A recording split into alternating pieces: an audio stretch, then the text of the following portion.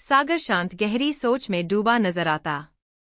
मगर आज किसी ने कंकड़ फेंक लहरों को हिला दिया था। ध्यान भंग था सागर का। कुछ ऐसा ही राजीव के साथ भी हो रहा था। हाँ, उसका दिल भी सागर की तरह था और इस दिल में सिर्फ एक मूर्ति बसी थी। किसी अन्य का ख्याल दूर दूर तक न था, सिर्फ वह और संजना। दुनिया में रहते हुए भी दुनिया से बेखबर। वह बेहद प्यार करता था अपनी पत्नी को। डोट संजना को देखकर उसे लगा था कि एक वही है जिसे वह ताउम्र प्यार कर सकता है। कहने को तो अरेंज्ड मैरिज थी, पर लगता जैसे कई जन्मों से एक दूसरे को जानते हैं। संजना को देखकर ही राजीव का दिल धड़का। दिल भी अजीब है, हर चीज का संकेत पहले ही दे देता है। 3 साल शादी को हो गए थे, कोई संतान नहीं हुई, फिर भी उसे कोई गम नहीं था। उसके लिए संजना ही संपूर्ण थी। कितने शहर दोनों घूमे, संजना के बगैर राजीव को अपना वजूद ही नजर नहीं आता। संजना के गर्भवती होने पर कितना खुश था वह, जैसे उसका संसार पूर्ण होने वाला है। मगर कुदरत को कुछ और ही मंजूर था। बेटी को जन्म देते समय अधिक रक्तस्राव के कारण संजना का निधन हो गया। उसकी मौत ने उसे अंदर तक हिला दिया। घर की हर वस्तु पर संजना की परछाई नजर आती। परछाई तो उसकी स्वयं की बेटी थी। जब भी वह बेटी का चेहरा देखता दिल काबू में न रहता। दम घुटने लगा उसका, वह नहीं रह पाया। नहीं, बेटी को देख मोह हुआ। उसकी मां ने कितना समझाया पर वह नहीं माना। उसने अपना ट्रांसफर बेंगलुरु से मुंबई करवा लिया। मां पिताजी पोती के आने से खुश थे। जब भी वह बेंगलुरु जाता एक दिन से अधिक न रुक पाता। उस शहर, उस घर में उसका दम घुटता। उसे लगता अगर वह यहां और रहा तो पागल हो जाएगा। मुंबई में किराए पर फ्लैट लेकर अकेले रहने लगा। अब उसका दिल सूख चुका था। मौसम बदले, महीने बदले, वह यंत्रवत अपना कार्य करता। पर आज इस दिल में हलचल मची थी। नहीं, यह नहीं हो सकता, वह बुदबुदाने लगा। दिल एक बार ही धड़कता है जो उसका धड़क चुका।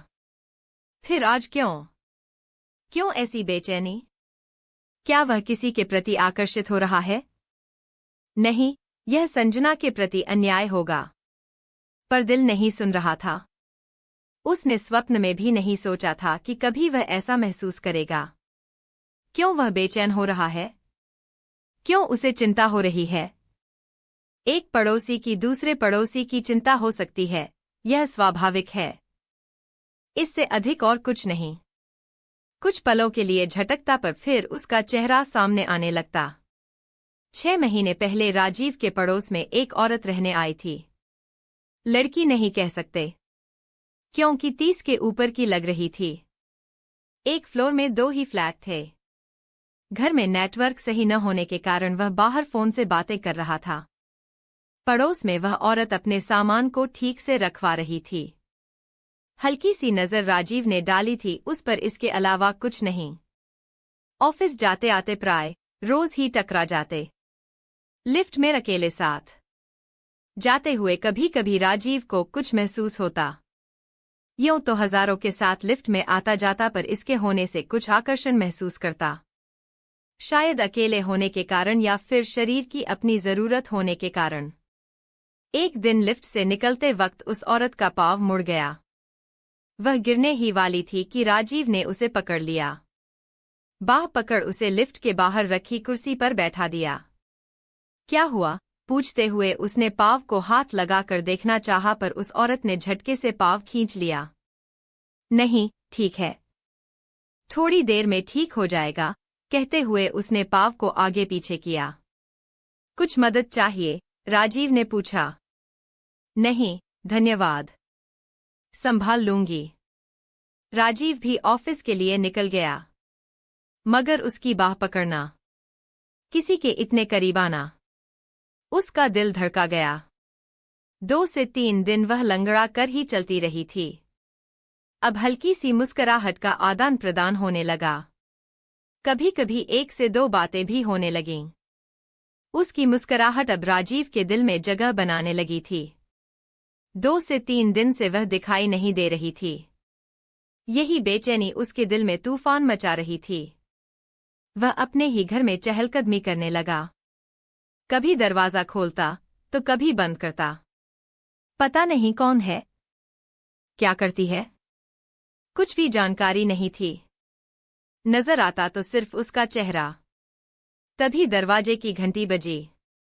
उसने दरवाजा खोला तो सामने कामवाली थी। साहब, जरा मेम साहब को देखो ना, बहुत बीमार है, वह हड़बड़ाते हुए बोली। राजीव घबराते हुए उसके पास पहुंचा। माथे पर हाथ रखा तो तप रहा था। किसी को दिखाया? चिंतित स्वर में राजीव ने पूछा। उसने हल्के से नमे सिर हिला दिया। राजीव ने डॉक्टर को फोन कर बुलाया और फिर उसके माथे पर पानी की पट्टियां लगाता रहा। कामवाली भी जा चुकी थी। डॉक्टर ने आकर दवा लिखी। दवा खाने से उसका बुखार कम होने लगा।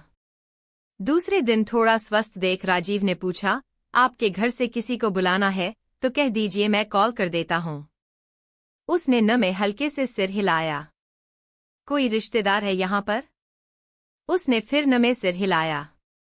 उसके खाने पीने की, दवा देने की जिम्मेदारी राजीव ने खुद पर ले ली। वह काफी सकुचा रही थी पर स्वस्थ न होने के कारण कुछ बोल नहीं पाई। 2 से 3 दिन बाद स्वस्थ होने पर वह आभार प्रकट करने लगी। माफ कीजिए, मेरे कारण आपको बहुत कष्ट हुआ। माफी किस बात की? पड़ोसी ही पड़ोसी के काम आता है। आइए बैठिए, अंदर आने का इशारा करते हुए राजीव बोला। नहीं, आज नहीं। फिर कभी? अभी ऑफिस जाना है, कह वह ऑफिस के लिए निकलने लगी। रुकिए, मैं भी आ रहा हूं, कहते हुए राजीव ने भी अपना बैग उठा लिया। वह मुस्कुराते हुए लिफ्ट का बटन दबाने लगी। अब अक्सर दोनों आते जाते बातें करने लगे। कभी कभी डिनर भी साथ कर लेते। दोनों में दोस्ती हो गई। पर अभी भी वे एक दूसरे के निजी जीवन से अनजान थे। घर से बाहर दूर दूर तक पहाड़ दिखाई देते थे। हरियाली भी खूब थी। राजीव के दोस्त प्राय कहते कि तुम कितनी अच्छी जगह रहते हो, पर राजीव को कभी महसूस ही नहीं होता था। उसे हरियाली कभी दिखाई ही नहीं दी। दिल सूना होने से सब सूना और बेजान ही दिखाई देता है। अब कुछ महीनों से यह हरियाली की झलक दिखाई दे रही थी। बारिश ने आकर और अधिक हरा भरा कर दिया था। एक शाम दोनों डिनर पर गए। मैं अभी तक आपका नाम ही नहीं जान पाया, कुर्सी पर बैठते हुए राजीव ने कहा। रोशनी, मुस्कुराते हुए वह बोली। अच्छा, तो इसीलिए यह रेस्टोरेंट जगमगा रहा है। जाने कितने महीनों बाद राजीव ने चुहलबाजी की थी। जगमगाहट देखकर पेट नहीं भरेगा। कुछ ऑर्डर कीजिए, रोशनी मुस्कुराते हुए बोली। राजीव ने खाने का ऑर्डर किया। मैं आपके बारे में कुछ नहीं जानता, मगर आप बताना चाहे तो मैं सुनना चाहूंगा, राजीव खाना खाते हुए बोला। रोशनी नजरें नीचे कर झेंपने लगी। ठीक है, आप न बताना चाहे तो कोई बात नहीं। नहीं, ऐसी कोई बात नहीं। इतनी दोस्ती तो है कि मैं बता सकूं। बाहर बताती हूं। नजरें अभी भी उसकी झुकी हुई थीं। खाना खाने के बाद दोनों बाहर टहलने लगे। टहलते टहलते स्वयं को संभाल रोशनी कहने लगी, मैं MBA करने लगी। वह भी मुझसे प्यार करता था। हम दोनों लिव इन में रहने लगे। मेरे परिवार वालों ने बहुत समझाया, डांटा भी, पर मैं उसके बिना नहीं रह सकती थी।